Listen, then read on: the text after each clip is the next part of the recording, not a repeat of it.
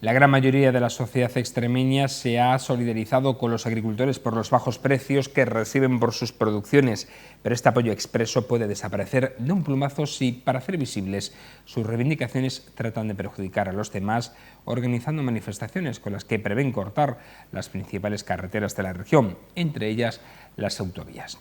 Señores del campo, sabemos de su enfado por las condiciones económicas que han de soportar, pero no hagan que el resto también nos tengamos que enfadar porque no nos dejan trabajar y desplazarnos en libertad.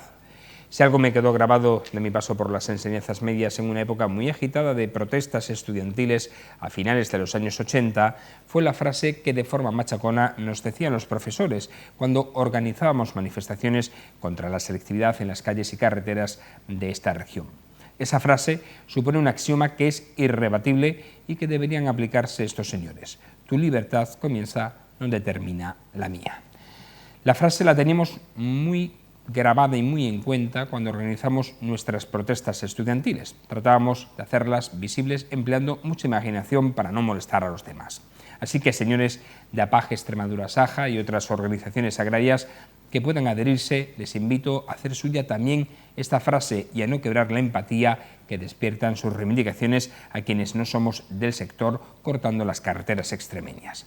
Desde esta misma televisión hemos criticado en multitud de ocasiones las actuaciones que llevaban a cabo los grupos denominados CDR cuando no hace mucho tiempo mantuvieron secuestradas las comunicaciones terrestres de los ciudadanos catalanes al cortar las principales vías de comunicación de esa comunidad. De la misma manera les digo a estos agricultores que no hagan lo mismo, porque para protestar no hay que fastidiar. Buenas noches.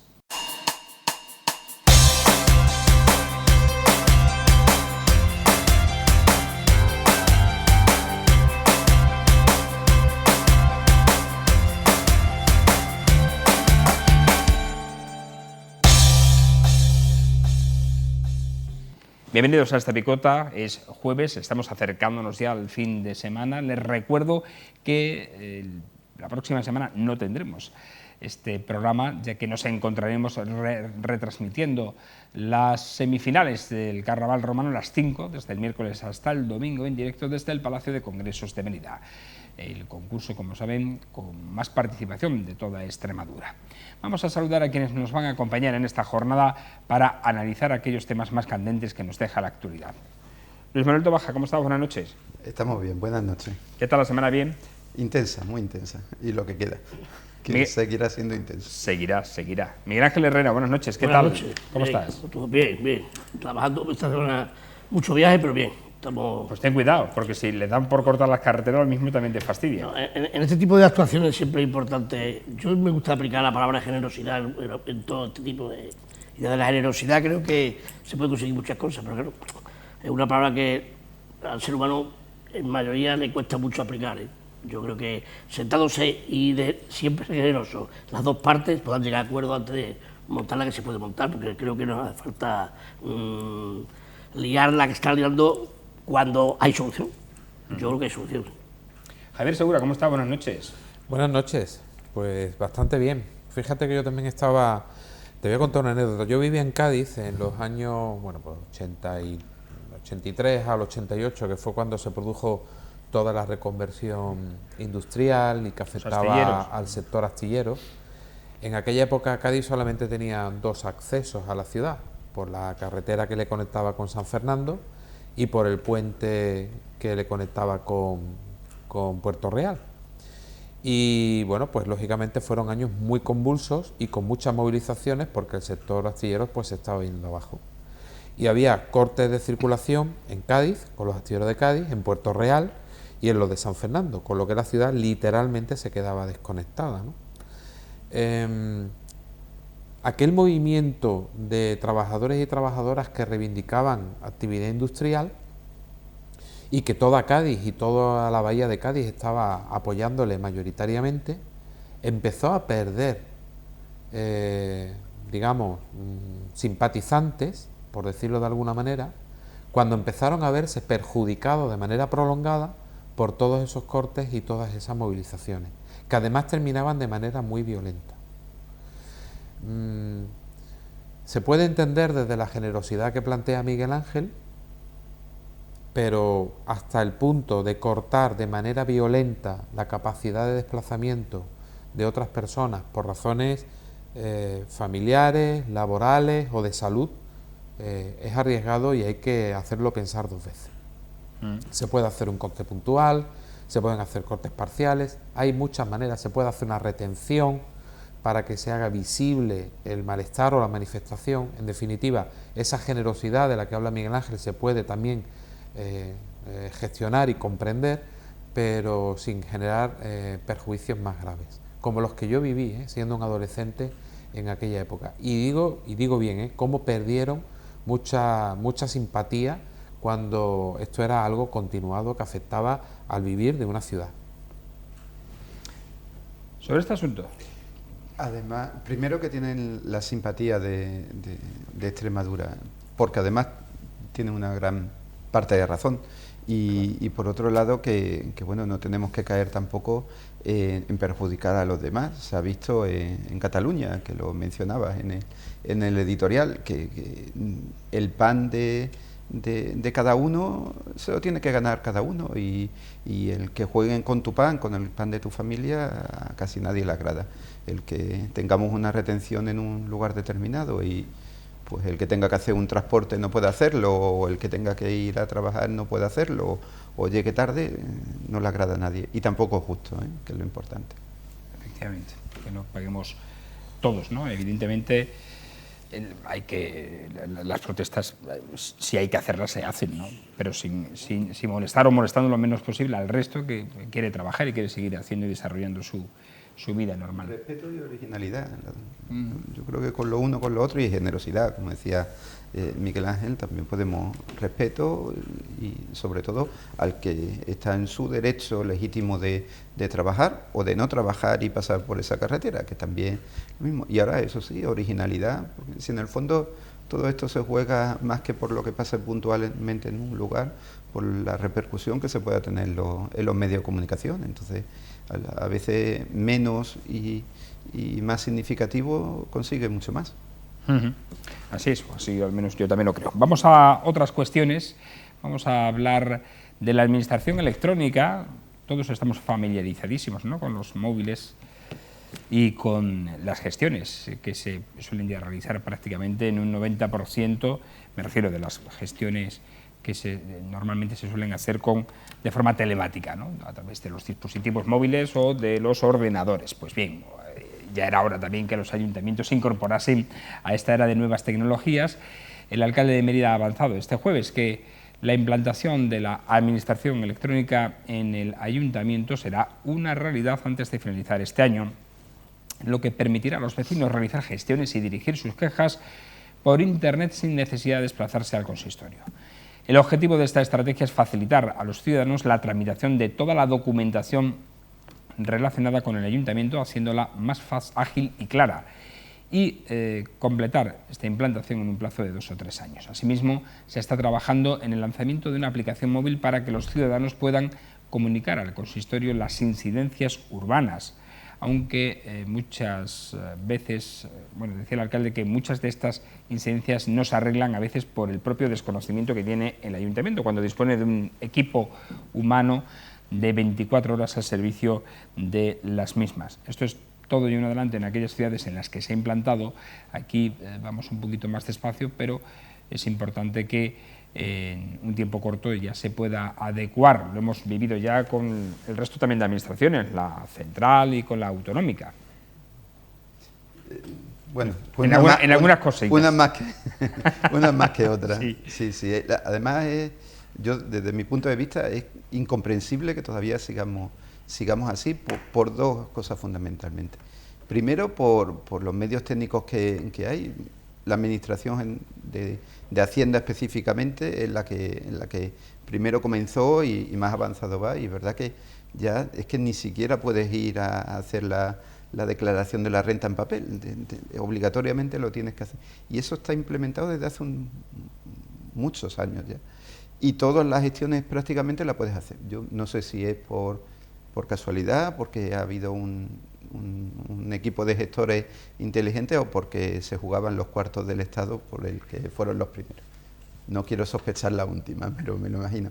Ahora, en resto de administraciones todavía le queda bastante, Y lo segundo es porque, desde fuera, la cantidad de funcionarios que hay en todas las administraciones, a mí se me hace difícil que te obliguen a ir para un papel y luego para otro, y luego además no llega y este papel se pierde y ahora te voy a solicitar. Con la cantidad de funcionarios que hay en España y específicamente en Extremadura, si es que eso tenía que funcionar. Tú llegas y dices, quiero esto, no se preocupe usted, nosotros nos encargamos. Como ciudadano a mí me gustaría. Como anécdota, hace muy poquito he tenido que pedir un certificado, nada más. He tardado 1 mes y medio en conseguir un papel. Un papel que además me ha pedido una administración para otra administración, lo cual no tiene lógica. Pues, si una administración requiere de un papel de otra administración, pues o se abre el ordenador o se llama por teléfono, oye, necesito tal papel de tal persona para tal cosa. Ya está. Pero bueno, buena noticia, ojalá sea así. Se supone que además entre las administraciones hay intercambio de datos, ¿no? Y que prácticamente los ciudadanos estamos ya en todas las administraciones, saben más, sobre todo la de Hacienda, que nuestra propia madre, de nosotros. Miguel Ángel. La Hacienda es un ojo. Ese sí que es un gran hermano. Ese sí que es un gran hermano. Que yo, bueno, que la administración de, o sea, el Ministerio de Hacienda, la Agencia Tributaria, tiene el mejor sistema informático de España, bueno, y de Europa, ¿sabes? Les ha costado una pasta, pero tienen un sistema informático increíble. Bueno, sí. No sé si habréis tenido algún tipo de experiencia también con ellos, pero lo saben absolutamente todo. ¿Y quién no? Qué buena noticia, hombre. Lo que dice Luisma, yo creo que es demasiado tarde. Bueno, bienvenido sea. Hombre, desde la transparencia que he hablado muchas veces, desde esa plataforma de participación que la gente, es importantísimo esto, porque, hombre, hoy día, para pedir un certificado al corriente de la seguridad social, lo pides por internet, te lo mandan. De Hacienda, muchas cosas, ¿no? Y el Ayuntamiento de Manilla, pues importante para todos. Y ya no ser un certificado, cualquier cosa que vaya, necesites, tienes que ir 3 o 4 veces. Y eso es importante. Yo, encantado, que ojalá funcione cuanto antes, que la transparencia en este tipo de administraciones públicas tiene que ser la bandera y el objetivo de cualquier ayuntamiento, mancomunidad, diputación, junta de cualquier sitio, porque si yo le doy un papel y ellos lo tienen, lo dice, ¿por qué va a pasar la petición de certificado por 4 mesas? Sí, está informatizado. Yo lo veo positivo y me ha encantado de que la comunicación de alguna incidencia urbana, de algún tema de accidente, todo eso llegue cuanto antes y es importantísimo. Además, en Mérida es la capital y empezamos ya creo que a tener que demostrar quiénes somos, ¿no? Y esto es importante, yo creo que para Mérida y para todos los... Y vuelvo a decir que es una bandera nuestra, y si se consiguiera que los 5 distritos funcionaran, mejor sería todavía. Es decir, que nadie de la zona sur tenga que ir al centro, porque esto no hace falta que funcionen los 5 distritos, ya está aplicado, está más ágil, más todo, que llevamos tiempo diciendo que de San Juan ir a pedir un certificado de algo y el ayuntamiento cuando estamos, prácticamente Mérida no es tan grande como para... Pero bueno, es importante y yo encantado. Ojalá que todo este tipo sea más cómodo, más rápido y para la gente, pues yo pienso que es importante. Javier. Sí, bueno, coincido, porque además es así, esto es lo que nos viene y además creo que va a ser muchísimo más eficiente, muchísimo más ágil en todos los aspectos, en la relación que vamos a mantener administración y administrado, o administrado con la administración. Me preocupa que esto también va a generar, sobre todo en aquellos sectores de población con menos cultura o educación, ya no hablo general, sino hablo tecnológica, eso va a generar una brecha. Esa brecha la estamos observando las entidades que trabajamos en el ámbito social, en las personas más mayores. La hemos empezado a notar justamente en el medio rural, con la desaparición de las oficinas bancarias, a la hora de poder hacer trámites tan sencillos como poder cobrar la pensión, como poder consultar los movimientos de los recibos que se cargan o no, porque desaparecía la oficina física bancaria o la caja de ahorro. la empezamos a sufrir hace ya muchos años cuando se empezó con el sistema Jara, la expedición de la receta electrónica, que muchas personas mayores encontraban dificultades para poder gestionar el tema del medicamento, el uso de la tarjeta, porque no se cargaba correctamente, etcétera. Y bueno, en esta administración electrónica, que va a mover muchísima más variedad de papeles de ámbito municipal, pues también nos podemos encontrar con ese problema. Ahí digamos que la alternativa pasa por cuidar de manera particular a este segmento o este grupo poblacional más adulto y con mayores dificultades tecnológicas, y que el ayuntamiento, como bien planteaba en su información, sea sensible a las personas que pueden tener más dificultades. Luego también hemos encontrado dificultades en cuanto al manejo de la administración electrónica en las personas más vulnerables o que experimentan situaciones de pobreza o exclusión.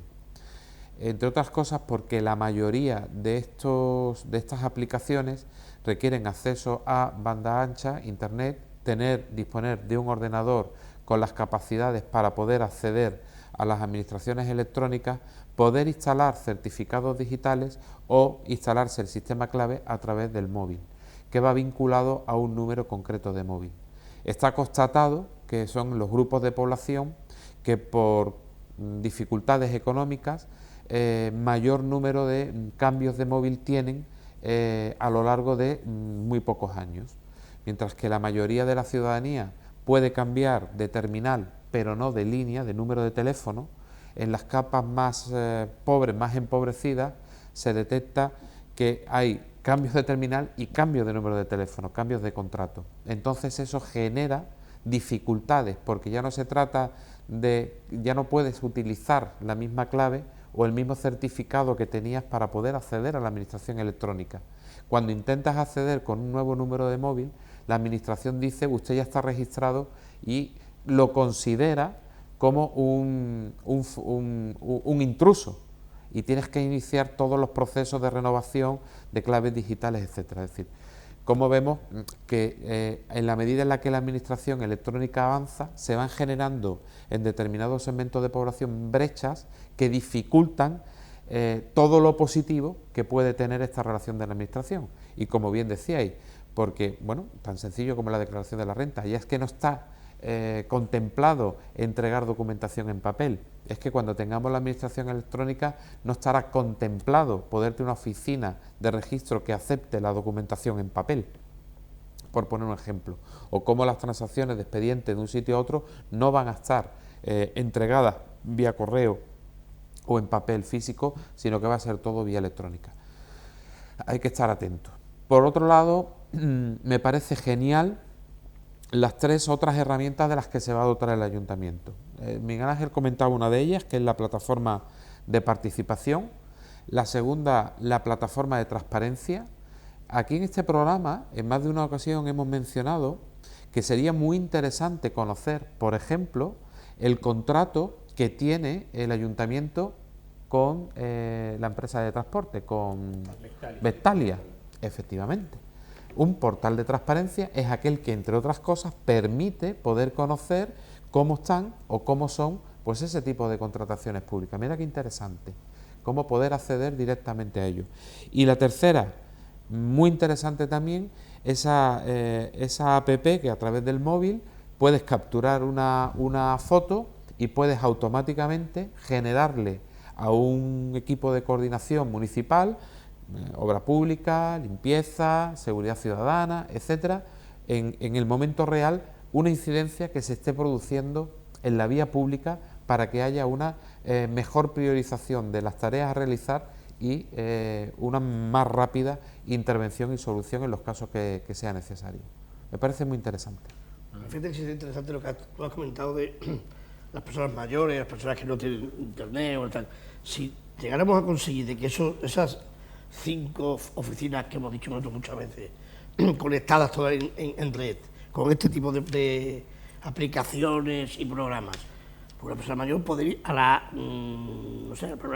al local de la ermita de la Antigua, donde está el centro social de San Juan, acercarse y ahí a ver 2 o 3 funcionarios, que dices tú que hay muchos, y aplicar el tema. Y no sé por qué ella no está preparada para hacerlo, pero sí está ese servicio municipal que debe hacerlo, ¿no? Si eso conseguimos conectarlo entre los 5 distritos, ¿por qué no? Sería ideal, ¿no? Hay zonas de Mérida que hay mucha población envejecida, gente que no tiene internet, gente que no sabe, vamos a aplicarle ese acercamiento a su zona, ¿no? Una cosa que, y con estas, digamos, ideas y esta forma de llevar la transparencia y todo eso, más importantísimo, yo lo veo, pero claro, yo sé que llevamos un tiempo con el tema y es complicado, pero que al final es el camino, el camino. Ahí es más que respetable el deseo de las administraciones de ahorrarse papel, por un lado, tanto por tema económico como ecológico, como el ahorrarse costes, porque en el fondo es verdad que haces una inversión para una plataforma, pero al final acabas ahorrando costes. A mí lo que sí que, y ahí estoy de acuerdo contigo, en que no suponga un problema para, aunque sea un único ciudadano, es decir, que no lo llevemos hasta el extremo. Habrá gente que en su legítimo derecho no tenga móvil, no solo porque no pueda, sino porque no quiera. ¿Ya está? Entonces hay que respetarlo y la administración tiene que favorecer todos los casos, desde el que prefiere no tener que ir al ayuntamiento hasta aquel que prefiere ir al ayuntamiento y entregar su papel. Además, dos aspectos más. Uno, temas de eficacia. Si reducimos el tiempo necesario para cualquiera de los papeles, eso, oye, no solo los ciudadanos, sino las empresas.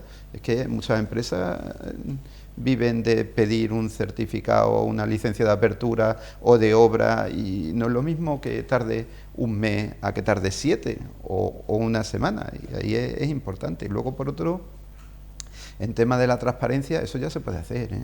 Que en la página web tú puedes poner los contratos que quieras. Otra cosa es que lo desees.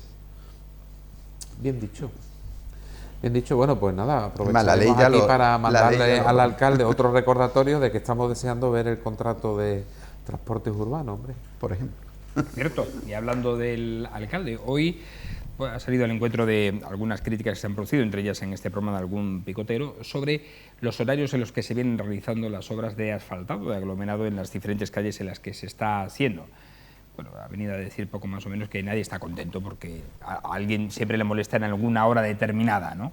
Y que lo que se trata es de hacer este tipo de obras con que se causen en el horario en el que menor impacto tenga el ciudadano. Porque desde aquí se apuntaba algún picotero a que se hicieran de noche esas obras, pero hoy el regidor meritense ha dicho que esas máquinas generan mucho ruido y precisamente por no molestar a los vecinos se realizan en horarios de mañana y tarde, interrumpiendo incluso los horarios de entrada y salida a los centros educativos y centros laborales. Esto tiene también lo suyo, lo de a ver a qué hora me ponen la obra, ¿no? Porque este tipo de obras es que siempre lo hemos comentado, o se hacen antes de las elecciones, o no llegan después, pero no se puede hacer un plan. Yo que siempre lo pienso, un plan de realización de tipo de obras y decir, bueno, ¿por qué vamos a hacer una zona toda junta? Otra zona vamos a hacer periódicamente, no sé, cada 2 meses 3 calles, 4, digamos, alargar el espacio de la obra. Bueno, supongo porque será un contrato y estas máquinas que vienen, que no son precisamente portátiles, hacer las obras no pueden estar yendo y viniendo. Perfecto, pero, digo yo, no sé. pero el tema no es que tengan menos. Lo que está claro es que qué tipo vamos ahora con obras.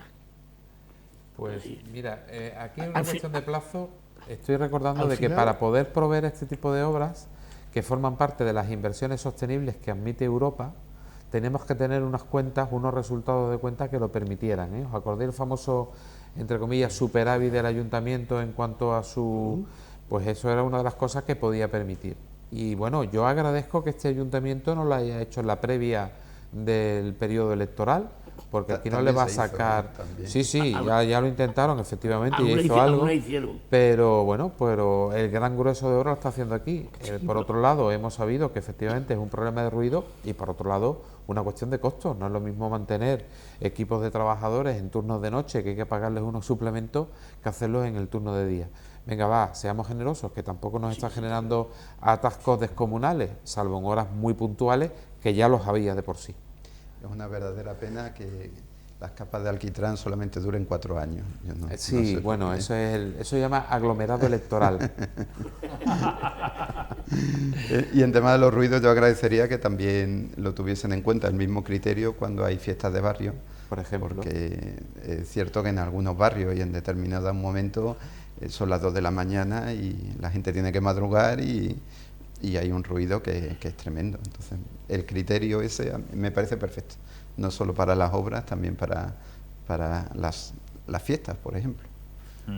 Bueno, vamos a hablar ahora de otra cuestión, porque el Campamento Dignidad se ha mostrado contrario a retener los fondos de la EPSA durante las campañas agrícolas, porque en su opinión dice que favorecerá la explotación laboral y los salarios bajos. De esta manera se ha pronunciado Juan Viera, miembro de la organización, en apoyo a la lucha de los agricultores en defensa de unos precios justos. De la misma manera también se ha mostrado contrario a los recortes en las ayudas sociales y en la política de vivienda que está llevando a cabo la Junta de Extremadura. Viera también ha expuesto que los fondos destinados a la creación de empleo son insuficientes y no van a combatir el elevado nivel de desempleo que existe en la región. Respecto al salario mínimo interprofesional, considera que la subida ha sido pequeña y no responde a la cantidad anunciada por el Gobierno central. En fin, varios temas que ha sacado el Campamento de Dignidad. Vamos primero con el tema del fondo AEPSA, que se paraliza cuando haya campaña agrícola. ¿Qué opinión os merece este hecho? Miguel Ángel, que te veo muy aplicado. Llevamos tiempo ya viendo esto. Yo es que creo que cuando he aplicado y he puesto la palabra generosidad al principio del programa, iba muchos, porque creo que cae en los 3 o 4 temas que estamos viendo, ¿no? La explotación laboral en el campo existe, eso se sabe. La gente no quiere decirlo algo claramente, que la sufre porque se queda sin trabajo, pero así. Y en el sector agrícola en España hay explotadores, los hay, con nombres y apellidos, y se saben. Porque la gente dice, la gente no quiere trabajar en el campo. Dependerá de lo que te están pagando, ¿no? Porque es que hay explotadores agrícolas que no pagan ni el salario mínimo interprofesional, ni eso pagan. Entonces, claro, cuando sale este tipo de cosas, una zona de Extremadura que eminentemente es agrícola, y hay zonas donde el agricultor tiene su trabajo, tiene su explotación y tiene que explotarla y no puede. Con los sueldos miserables que se están pagando es imposible que la gente quiera trabajar en el campo. Entonces, no cambiemos el tema ahora de las campañas agrícolas, porque no hay quien quiere trabajar en el campo, porque no se paga bien, eso es así, no se paga lo que tiene que pagar. Claro, cuando uno tiene que trabajar en el campo con un sueldo mísero, tú irías a trabajar.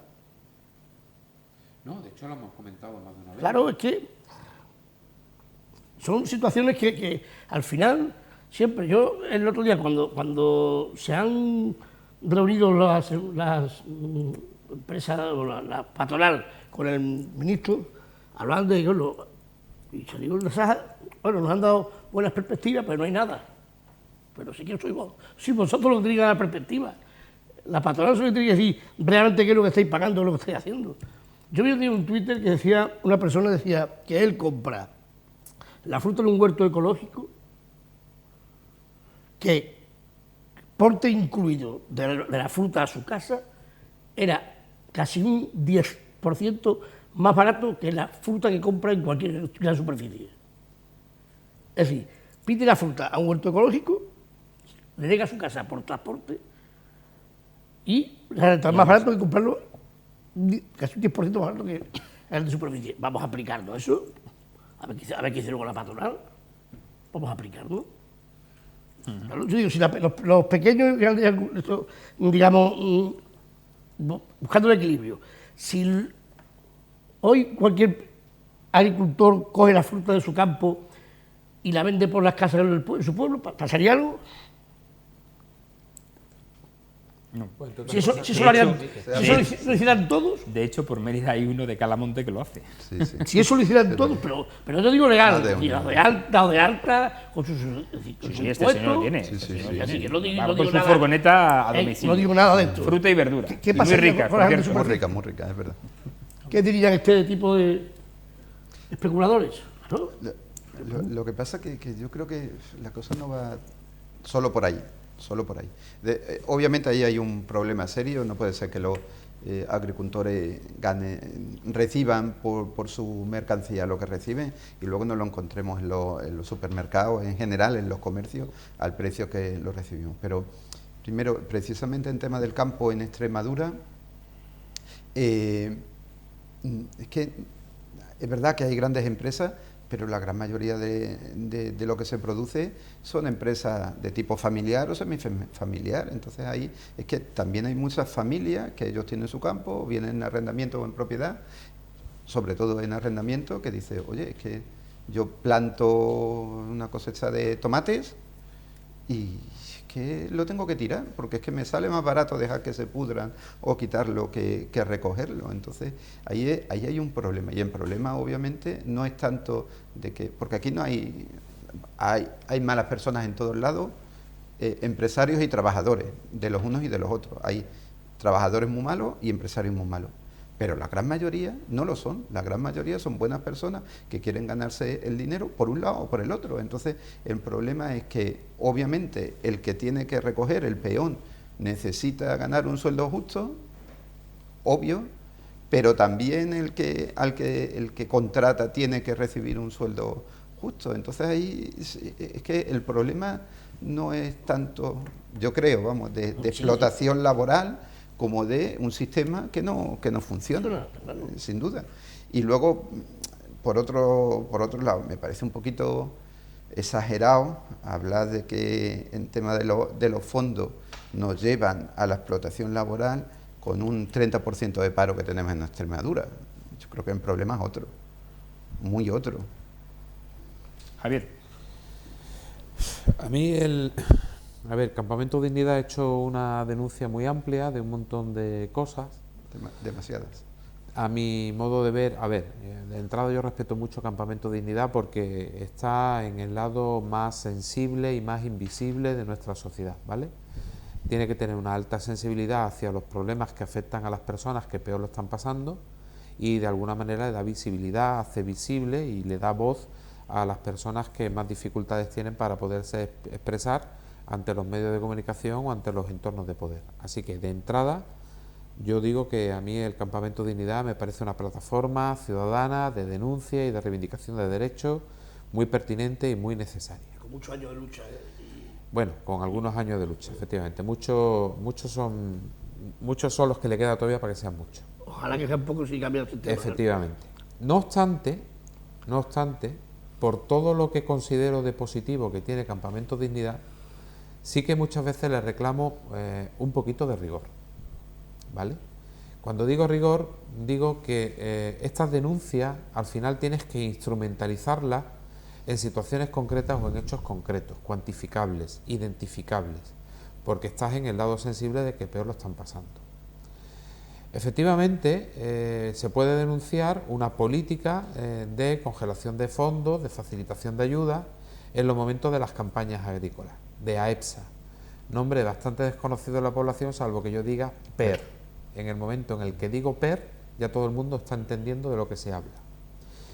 Y todo el mundo sabe, incluido el Campamento Dignidad, que en los periodos de cosechas, la explotación laboral de la que tú hablas, Miguel Ángel, existía, incluso firmándose jornadas no realizadas, y que servían precisamente para poder acumular el mínimo necesario y poder obtener la renta. Esa perversión de este sistema de ayudas, que precisamente lo que venían era a proteger a la población agrícola en los periodos en los que no había temporadas de cosechas, solamente venía beneficiando a los grandes explotadores. Solamente, en perjuicio de la ciudadanía. Me llama poderosamente la atención que cuando se toma una medida en ese sentido que evita ese tipo de fraude, el Campamento Dignidad nos diga que no está de acuerdo, porque considera que va a incentivar la explotación laboral. ¿Por qué?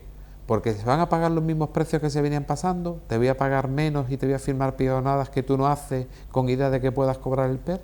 Bien. Por otro lado, cuando se empezó a aplicar este mecanismo, desde el gobierno autonómico y los ayuntamientos se empezaron a utilizar recursos públicos para hacer sustituciones mediante empleo con fondos públicos, no necesariamente empleo público, sino empleo con fondos públicos, que precisamente mitigara todas estas situaciones que se pudieran dar cuando había personas que no podían acceder a la peonada agrícola, ni tan siquiera a la peonada agrícola, y se encontraban con que ni tenían la ayuda, ni tenían la posibilidad de acceder al empleo.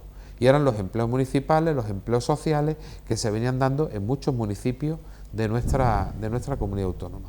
Eso se lleva aplicando, la ni se sabe, y efectivamente era una manera de paliar o de mitigar la situación de estas personas. Incluso con posterioridad, ha habido periodos en el que esa filosofía de incentivar con fondos públicos el empleo se ha utilizado pues para paliar situaciones de muchas decenas de miles de personas, de muchas miles de familias que tenían agotadas sus recursos, incluso sus prestaciones, las contributivas y las no contributivas, y era una manera de reincentivarlas y de devolverlas a los sistemas de cotización.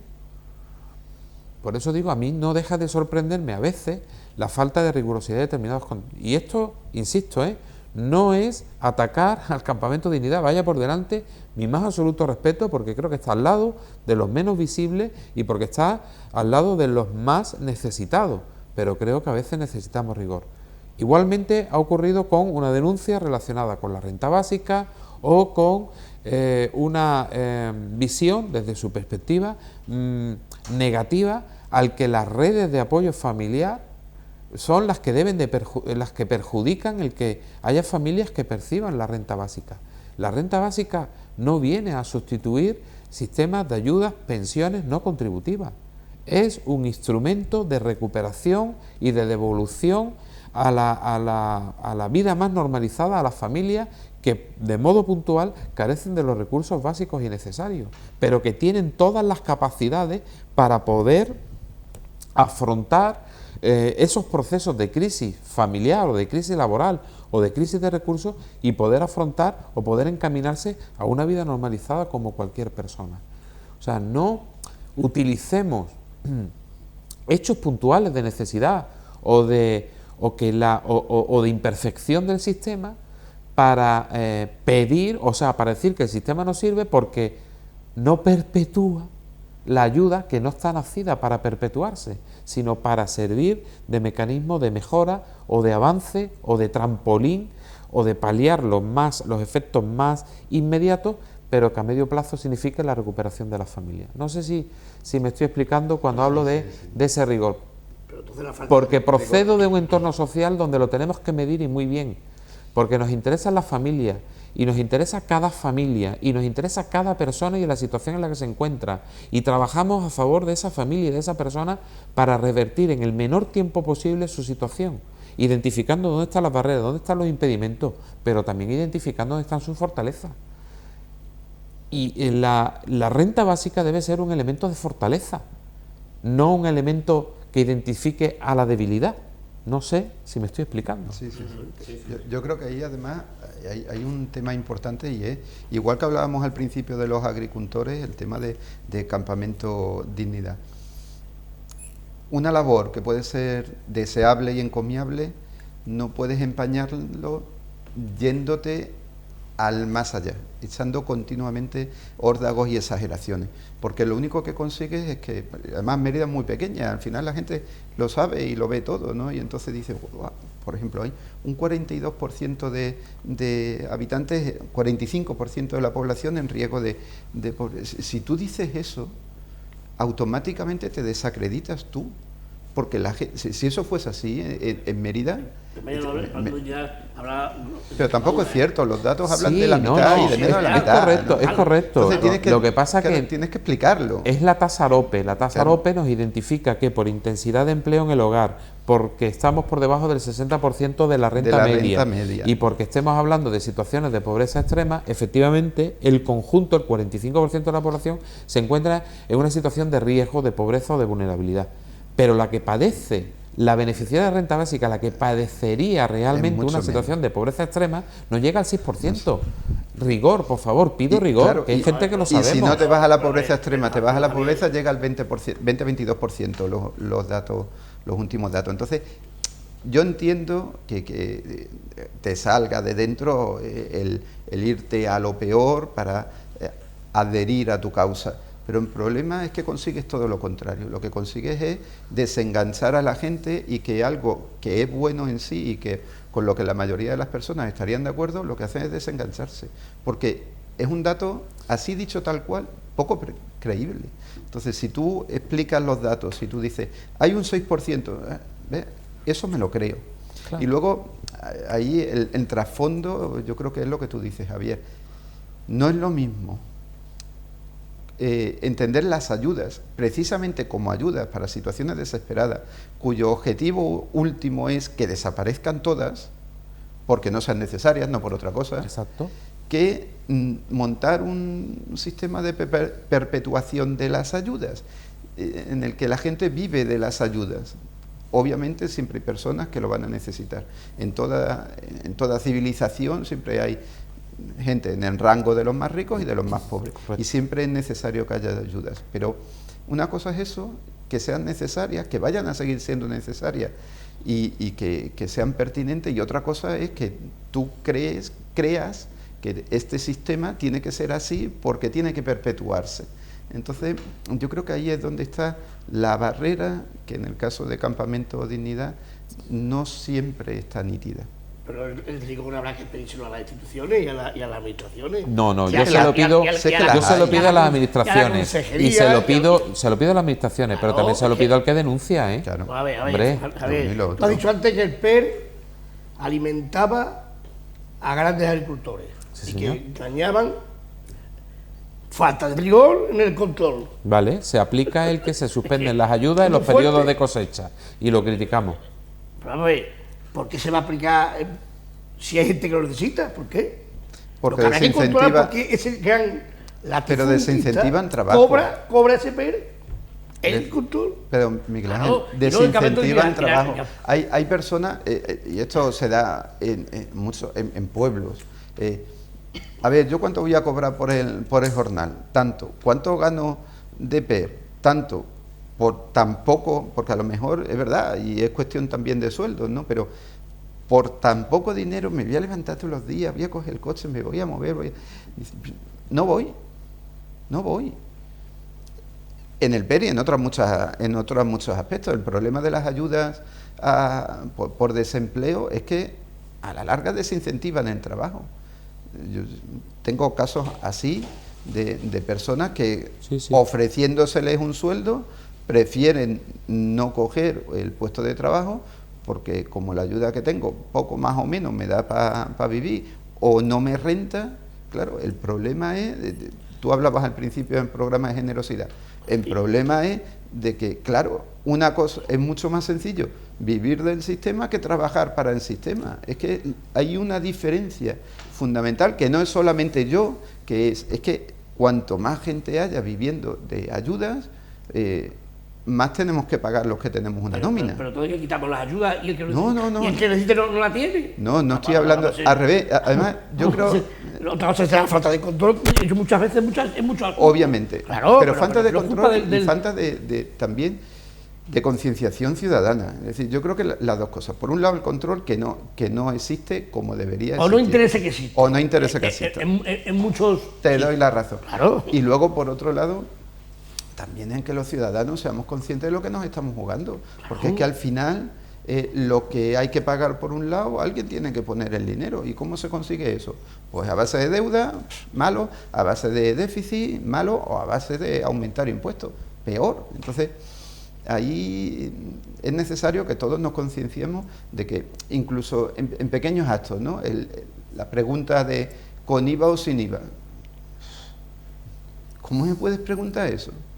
O sea, me estás diciendo que para ahorrarme yo X dinero todos vamos a tener que poner más. Entonces, ahí falta un poquito de mentalidad, de ciudadanía, de generosidad por parte de todos y de hacer las cosas bien, ¿no? Y luego, dentro de eso. Además, yo creo que el problema es que muchas veces abusamos tanto de las ayudas que al final no llega a quien de verdad las necesita. Efectivamente, pero yo digo que puede haber alguien que diga... Para lo que me van a pagar, prefiero cobrar la ayuda. Seguro que lo hay, si no lo voy a negar. Pero bueno, pero de eso a que quitemos esas ayudas No, no. Y el problema es, a lo mejor, cuando dice, te voy a dar este sueldo, y claro, es que el trabajo que voy a hacer y el beneficio que te voy a dar a ti, no merece que me pagues este sueldo. Vamos a verlo al revés, claro, es que es muy fuerte, es que decirle culpa, que tiene culpa el que va a trabajar. Pero no claro, te merece porque claro. no te merece, porque te lo están dando gratis por otro lado. No, gratis no, gratis no. Sí, gratis no, sí. Decido, Una ayuda gratis ahí.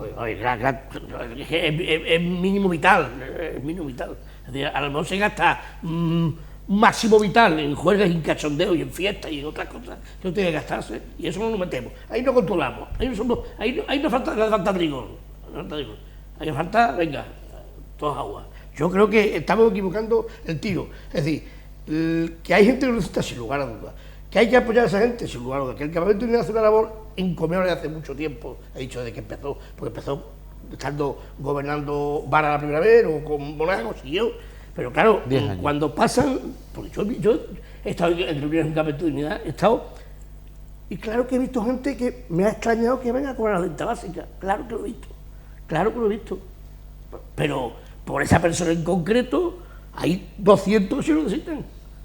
Nosotros en los 6 y el años de... se está poniendo por toda Extremadura, está haciendo una labor encomiable en muchos sitios. Es decir, el tema de las viviendas igual. No es normal que haya la cantidad de viviendas cerradas sin uso, cuando hay gente que está yendo bajo un puente, que es real. Eso hay que defenderlo, hay que lucharlo. Claro, es decir, ¿cuántas viviendas tiene la Junta de Extremadura sin gente? ¿Cuántas? Pues bastante menos de las que se dicen que tiene. Bueno, muchas. ¿Y cuánta gente? Menos, no, muchas. vamos a ver. En los 6 y luego años. me dicen, es que Miguel es que Ángel, está vendiendo Miguel droga. Ángel, si estoy pidiendo rigor, te tengo que pedir rigor. Vamos a sacarlo fuera. Si te estoy pidiendo rigor, te tengo que No, pedir rigor. No, es que me contesta con una...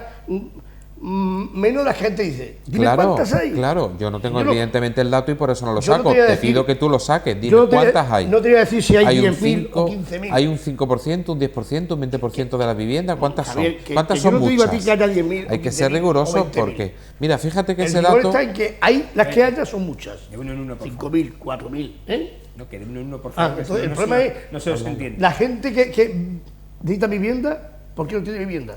Haya las que haya, me da igual. Haya las que haya. ¿Por qué no tienen vivienda para vivir? ¿Sí? Bueno, que pregunto, no es otra cosa. Falta de rigor, es decirte, me da igual que yo diga que hay 10.000 y haya 7 o haya 3, me da igual. Sí, no, si el hecho de que haya una vacía, habiendo una familia con necesidad de ser ocupada, a mí me parece interesante de que se plantee. Pero por eso digo que eso para mí es un planteamiento de rigor. Es decir, mire usted, yo no soy capaz de decirle exactamente cuántas hay en estos momentos, vacías, desocupadas, esperando una reforma o no. No lo sé, lo desconozco. Se pueden hacer las preguntas correspondientes directamente al gobierno, como ciudadano, como ciudadana, directamente a través de la Asamblea de Extremadura, que te faciliten una información, directamente, es decir, que te den una explicación en detalle y decirme usted, yo no estoy de acuerdo, como usted lo está gestionando, pitos o flautas. Hasta ahí, Campamento Dignidad, mire usted, fenomenal, porque usted me está poniendo los puntos sobre la I con las familias más necesitadas, en este caso de vivienda.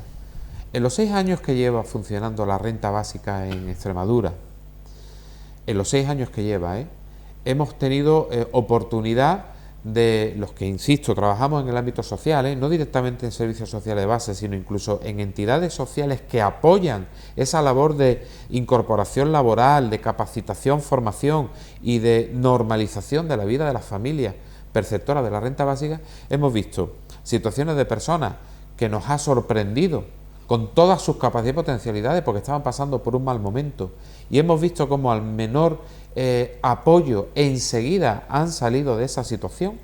Nos hemos encontrado con familias de ida y vuelta, que es decir, familias que han salido de manera temporal y han regresado porque ni tan siquiera, habiendo tenido periodo de mejoría, han conseguido el tiempo necesario para poder después tener derecho a una prestación por desempleo, porque lo han pedido. O sea, hemos encontrado este tipo de familias de ida y vuelta. Nos hemos encontrado situaciones de familias donde se le pedía una documentación difícil de aportar y donde hemos hecho defensa para que esas personas fuesen beneficiarias de la ayuda y que se le diera todas las soluciones habidas y por haber, porque había barreras que lo impedían. Población migrante, por ejemplo, población migrante, que no estaba todavía reconocimiento de situaciones de agrupamiento familiar, ¿vale? Y no hablo de población migrante extranjera, Migrantes también son los españoles que vienen de retorno a Extremadura, cuidado, O sea, que no estamos hablando de los negritos del África, para que la gente me entienda. Y estamos hablando de personas que han encontrado en la renta básica la pensión no contributiva, que sé que cada 6 meses o cada año la voy a tener que renovar, pues, pero que afortunadamente son una minoría. Y que trabajamos para que esa minoría no perjudique a la gran mayoría que se beneficia de ellas. Y en eso estamos trabajando. Y son, en ese sentido, bueno, pues son experiencias. Ahora, anteponer una situación de una minoría como si fuera el gran problema, pues no me parece, la verdad, no me parece riguroso. Además, teniendo la cercanía a estas familias. Conozco 5, conozco 10, conozco una vivienda vacía. Oiga, esto no me parece, pero con ese rigor. Y elevar a categoría en casos que son particulares. De hecho, el dinero en los presupuestos del Ayuntamiento de Mérida dedicado a la renta básica no todos los años se agota. Entonces, eso quiere decir que la cosa funciona, sí, que el ayuntamiento, en este caso, hace lo que tiene que hacer. Serán mínimos vitales. En las mínimos vitales, efectivamente. La renta básica es mínimos vitales. Y no siempre se agota, lo cual es bueno. O sea, quiere decir que la cosa funciona y que está protegido. Pero no podemos elevar a categoría cosas que son particulares. Bueno, nos tenemos que ir. Por cierto, que hoy en la Asamblea ha habido pleno, Asamblea de Extremadura, y ha habido en el turno de preguntas una de ciudadanos acerca del tren a la consejera de Movilidad y Transporte, Leire Iglesias, quien ha dicho que antes de final de año comenzarán a hacerse las pruebas con el nuevo tren circulando entre Plasencia y Badajoz. Así que, bueno, parece ser que va adelante, que siguen las obras de la doble vía, la electrificación, las catenarias, en ese trayecto, y que al menos en Extremadura tendremos nuevo tren a principios, según los plazos, para Semana Santa del año que viene. Sí, exacto, más o menos. Semana Santa del año que viene. Sí. Bueno, no está mal, oye. No, si al menos, mira, la penitencia sabemos que termina en Semana Santa. Bueno, nos vamos, señores, no hay tiempo para más. Agradecer, como siempre, a nuestros picoteros su opinión y su análisis. Gracias a Javier Segura, hasta la próxima semana. Gracias. Miguel Ángel Herrera, la semana que viene no me vas a ver. No hay, hasta dentro de 2. Efectivamente. ¿Vale? Que tampoco hay. Dentro de 3. No me lo puedo creer. Nos dan vacaciones. Vacaciones, sí, porque tenemos la final es que cae en jueves, efectivamente, a la final del carnaval. Exacto, así que después, nos vemos ya después del carnaval, ¿eh? Muy bien. Cuando os vistáis de máscara. No sé si Miguel Ángel ya tiene el traje para este año. Estoy en ello. Estoy ahí preparando. Estoy viendo los carnavales de Cádiz a ver qué se me ocurre. Si te inspiras, ¿no? Me inspiro, sí. Hasta la semana que viene. Gracias a Luis Manuel Tobaja, hasta dentro de 3 semanas. Pero buena quincena. Eso, buena quincena. A ustedes, emplazarles como siempre, mañana a una nueva edición de La Picota, en torno a las 10 menos cuarto de la noche, y a que nos sigan en las redes sociales, en Facebook, Twitter, YouTube, Instagram, y también en la página web de Televisión Extremeña, www.televisionextremeña.com. Allí les esperamos y allí también le contamos noticias de proximidad. Hasta mañana, que sean felices.